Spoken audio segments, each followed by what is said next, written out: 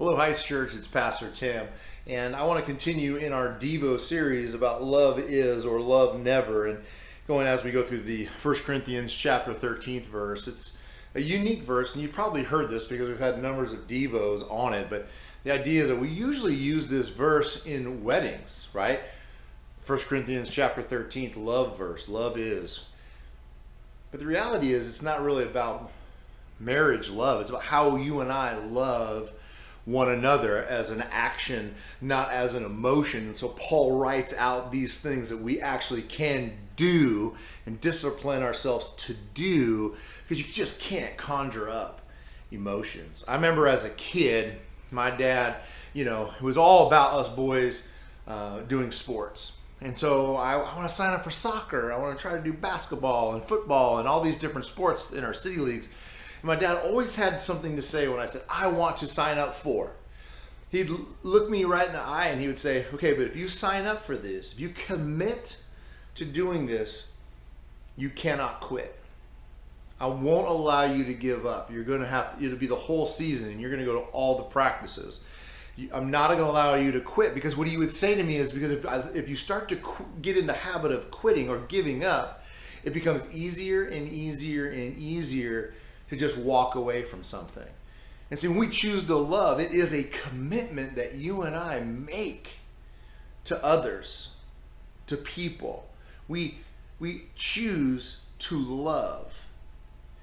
That's why I love the fact that these are things that you and I can actually do. We don't have to wait for our feelings to line up with these actions. Because let's be honest, I don't know about you, but sometimes if I have to wait to be patient to love someone, that's not going to happen. But I can be patient, right, before I have these warm, fuzzy feelings, right?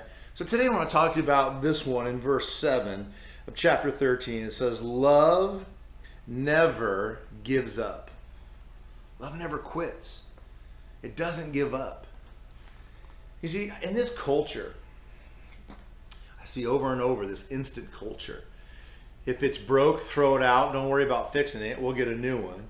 Because we want it right now. We want the latest and the greatest. I remember something that my grandpa used to always do. He was always good at fixing things. If something broke, he would tear it apart and he would fix it. He would figure out the part that was broken, or he'd just get into it and he'd fix it. And whatever that was, it would go the distance. And now, man, when things get broke, I'll just go buy a new washer and dryer. I'll go get a new car before this thing goes out. And maybe that's sometimes wise, I don't know.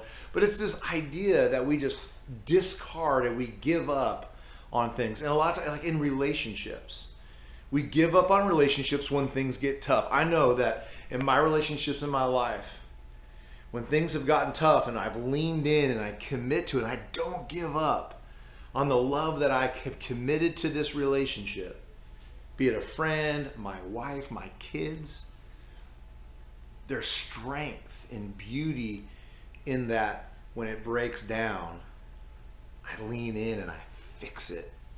I do the work to fix it, to make it healthy. And because what comes out of that is a much stronger, deeper relationship than I had before. See, I'm committed to it. I'm not giving up.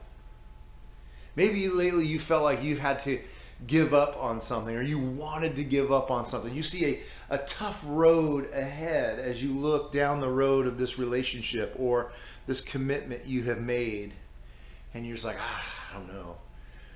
What would it look like if you didn't give up?